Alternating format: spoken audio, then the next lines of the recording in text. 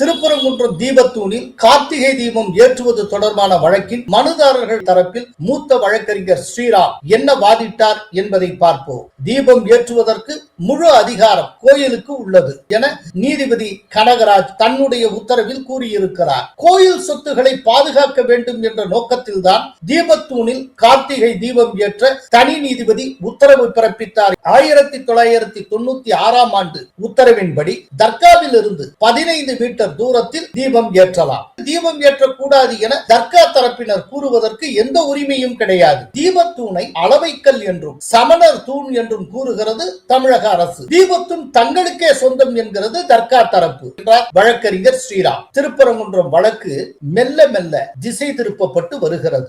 தீபத்தூணை சமணர் தூண் சர்வே தூண் என்கிறது தமிழக அரசு. தீபத்தூண் எங்களுக்கே சொந்தம் என்கிறது தர்கா. மொத்தத்தில் தீபத்தூணில் தீபமேற்றும் உரிமை பற்றிய வழக்கு தீபத்தூண் பற்றிய வழக்காக மாற்றப்பட்டுள்ளது.